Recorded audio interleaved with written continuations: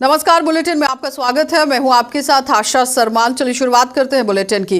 छत्तीसगढ़ में कांग्रेस 5 दिन तक गांधी की शरण में रहेगी और प्रदेश पदाधिकारी से लेकर जिलाध्यक्षों को गांधी का पाठ पढ़ाया जाएगा। छत्तीसगढ़ राज्य गठन के बाद पहली बार पूरी पार्टी एक साथ सेवाग्राम वर्धा में प्रशिक्षण के लिए रवाना हुए हैं और इस दौरान गांधी के अहिंसा पाठ से लेकर उनके राजनीतिक, सामाजिक और धार्मिक जीवन के बारे में विस्तार से जानकारी दी जाएगी। प्रदेश कांग्रेस के 85 शरणार्थियों, जो कि शरणार्थी नहीं हैं, प्रशिक्षार्थी हैं और इनके लिए आयोजित शिविर 11 से 14 जनवरी तक चलेगा और इसमें भाग लेने के लिए सभी पदाधिकारी आज सुबह सोमवार को ही रवाना हुए हैं। तो मुख्यमंत्री भूपेश बघेल 14 जनवरी को समापन कार्यक्रम में शामिल होंगे और इस दौरान गांधीवादी वक्ताओं का संवाद होगा।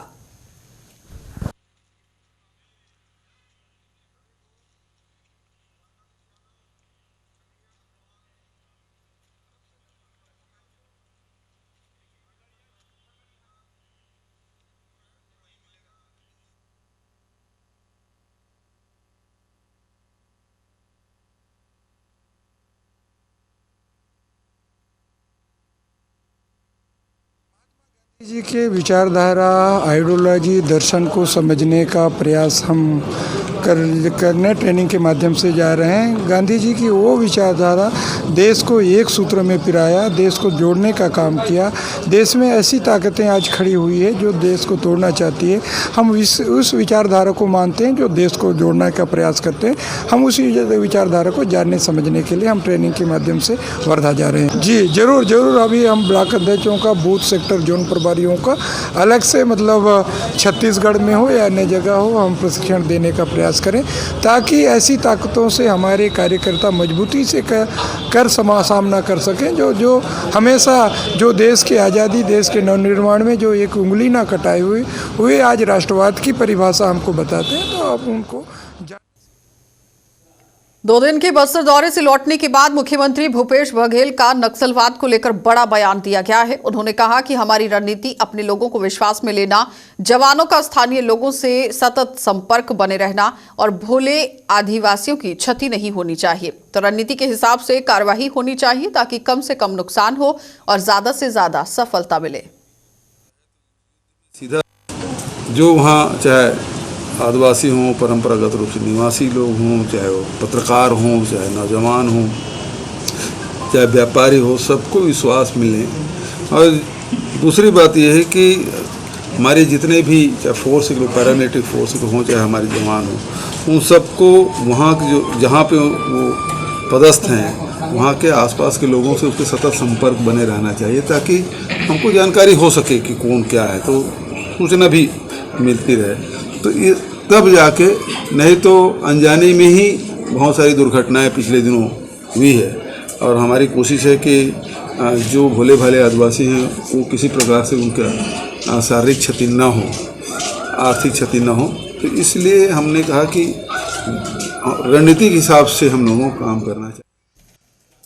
तो मुख्यमंत्री भूपेश बघेल अपने सरल और अनोखे अंदाज के लिए जाने जाते हैं। वहीं उनका अनोखा अंदाज बीजापुर प्रवास पर दिखा है और ग्रामीण लोक कलाकारों के साथ ही ताल से ताल मिलाकर बस्तरिया संस्कृति के साथ ही यहां पर रमते हुए ये नजर आए।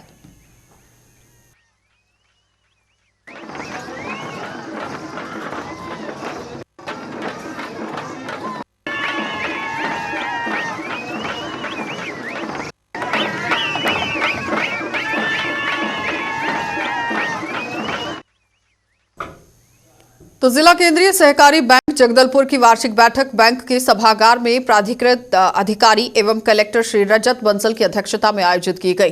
बैठक में जिला केंद्रीय सहकारी बैंक द्वारा कोरोना काल में उल्लेखनीय सेवाओं के लिए स्वास्थ्य एवं आयुर्वेद विभाग, नगर निगम के अधिकारी कर्मचारियों का सम्मान किया गया और कलेक्टर एवं प्राधिकृत अधिकारी श्री रजत बंसल ने उन्हें प्रशस्त करने के लिए पत्र एवं स्मृति चिन्ह भेंट कर सम्मानित किया। तो बैठक में जिला सहकारी केंद्रीय बैंक के मुख्य कार्यपालन और अधिकारी श्री खान एवं अधिकारी कर्मचारियों के अलावा बैंक प्रतिनिधिगण उपस्थित थे और इस दौरान प्राधिकृत अधिकारी एवं कलेक्टर ने बैंक के वित्तीय स्थिति को सुदृढ़ करने के लिए बैंक एवं समिति के संचालक मंडल और अधिकारी कर्मचारियों की योगदान की सराहना की।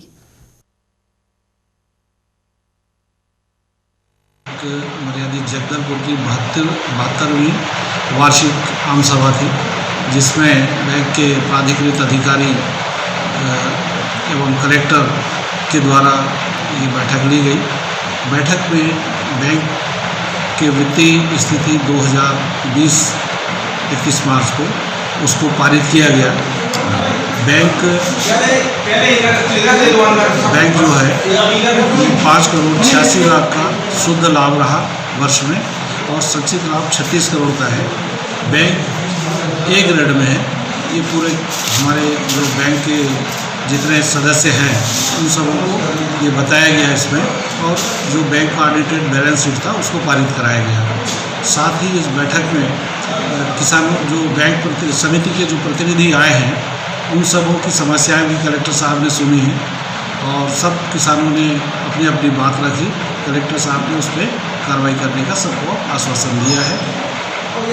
वार्षिक आम सभा का आयोजन किया गया है, जिसमें सभी बैंकों के जो सदस्यगण हैं वो लोग सब आए हैं और विस्तृत चर्चा अलग अलग मुद्दों पे हुई। विशेष रूप से धान खरीदी की जो व्यवस्था है उसमें और क्या सुधार करने की आवश्यकता है उस पर भी डिटेल में चर्चा हुई और बहुत अच्छे से जो धान खरीदी का काम हमारी सभी सोसाइटीज़ द्वारा किया जा रहा है उसकी भी हमने प्रशंसा की। और आने वाले समय में जो कोऑपरेटिव बैंक है वो इसी तरह से और ग्रो करे और ज़्यादा प्रॉफिट में आए और ज़्यादा से ज़्यादा किसानों को और आमजनों को फ़ायदा पहुँचाए। इसी तो सरकार बदलने के बाद जिले में शराबखोरी, अवैध सट्टा, गांजा की बिक्री हर वार्ड में हो रही है और जिसको रोकने के लिए पुलिस कुछ नहीं कर रही है। और हालात ये हैं कि इस बात की शिकायत कांग्रेस के नगरपालिका अध्यक्ष को गृह मंत्री से करनी पड़ रही है। तो जी हां, आज कवर्धा प्रवास के दौरान रेस्ट हाउस में पहुंचे गृह मंत्री ताम्रध्वज साहू के सामने बेमेतरा नगरपालिका अध्यक्ष शकुंतला मंगत साहू ने एसपी से शिकायत की कि जिले के लगभग सभी वार्डों में इसी तरह से अवैध गांजा और शराब की बिक्री हो रही है। तो लोग सट्टा खेल रहे हैं और शराबखोरी कर रहे हैं और महिलाओं के साथ भी यहां पर अभद्र तरीके से व्यवहार हो रहा है, जिसे रोकने के लिए भी पुलिस यहां कुछ नहीं कर रही। नगरपालिका अध्यक्ष ने तो यहां तक कह दिया कि अगर जल्द कार्रवाई नहीं की गई तो महिलाओं के साथ थाने का घेराव भी करेंगे। बेमेतरा में 20-21 वार्ड में बहुत ज़्यादा और वार्ड 3 और कई वार्ड और प्रभावित है। जुआ सट्टा बेतरतीब से वहाँ पे क्रियाकलाप हो रहा है और साथ में शराब है बहुत मात्रा में ऐसी अवैध तरीके से बेची जा रही है। मैंने एसपी साहब को इस स्थिति से अवगत करा दिया है। अगर इसका निराकरण ना होने पर पूरी महिलाओं के द्वारा आंदोलन किया जाएगा और थाना घेराव करने की भी बात हमने रखी है, बोली है। जी। तो बेमेतरा में पखवाड़े भर से चल रहे ड्रामा के बीच खादी ग्राम उद्योग के सहायक संचालक केपी पराते की आखिरकार निलंबित इसे कर दिया गया और उन पर हितग्राहियों से अनुदान राशि की एवज में रुपए मांगने का आरोप लगाया गया। उन्हें निलंबित कर रायपुर अटैच कर दिया गया है। और ये भी आपको बताएं कि सप्ताह भर पहले सहायक संचालक केपी पराते ने जिला पंचायत सदस्य और पत्रकार के ऊपर वीडियो वायरल करने की धमकी देकर मानसिकता के तौर पर प्रताड़ित करने का भी आरोप यहां पर लगाया था और साथ ही एसपी और कलेक्टर के पास लिखित में शिकायत भी की और उसके अगले ही दिन जनपद सदस्य ने भी मामला यहां पर जो दर्ज कराया गया था, यानी कि जिस तरह से सदस्य ने ये मामले की निष्पक्ष जांच कराने की भी एसपी से मांग की कि ये जो पूरा मामला है निष्पक्ष तरीके से इस पर जांच होनी चाहिए।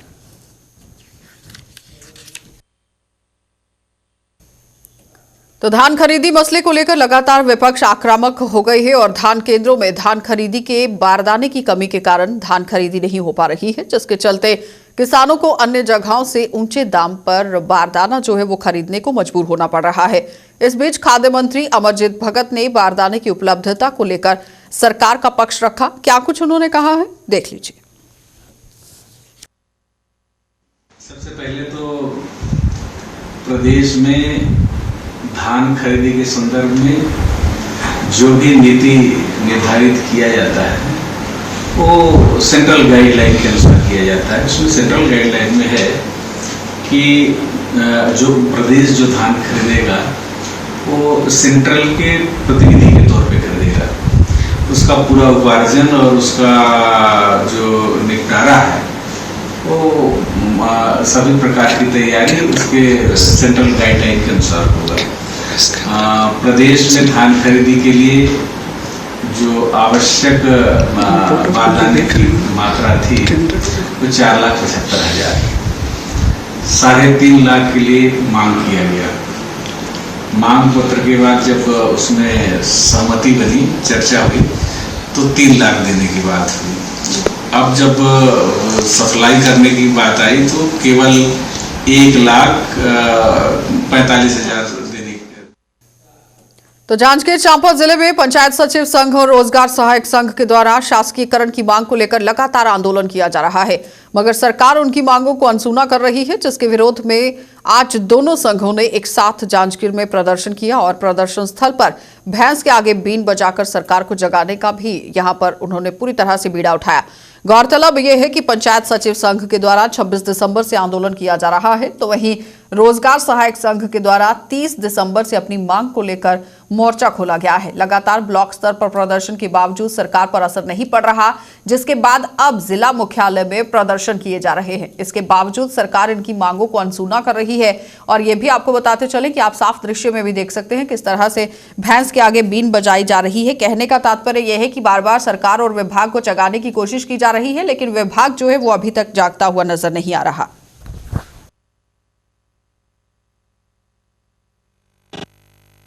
आज छत्तीसगढ़ प्रदेश पंचायत सचिव संघ के आह्वान पर हम लोग भैंस के आगे बीन बजा के सरकार को जगाने का प्रयत्न कर रहे हैं।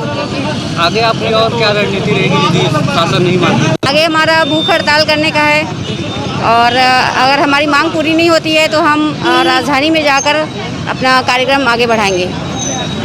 हम लोग 30 तारीख से अब तक हड़ताल पे बैठे हुए हैं, 13 दिन हो गया लगभग, और हमारी मांग को सरकार एकदम अनसुना कर रही है। इसलिए हम लोग आज भैंस के आगे बीन बजाने के हम लोग को निर्देश यही था कि सरकार हमारी तरफ ध्यान दे, क्योंकि 12-13 वर्ष से हम सरकार को प्रचार प्रसार मीडिया के माध्यम से उनको बताने की कोशिश कर रहे हैं कि हमारा इतना में खर्च नहीं चल रहा है परिवार का। वेतनमान नियमितीकरण करने का जो हम लोग का प्रयास था वो अब तक असंभव होता दिख रहा है। हम लोग को चाहिए कि हमारी सरकार मांगों को पूरा करे और इसके लिए हम भूख हड़ताल पर भी जारी रहेंगे, अड़े रहेंगे। इसके आगे उग्र आंदोलन भी करेंगे और रायपुर पर धरना प्रदर्शन करेंगे। चलिए, बुलेटिन में फिलहाल इतना ही। देश और दुनिया की खबरों के लिए आप बने रहिए JK24/7 न्यूज के साथ।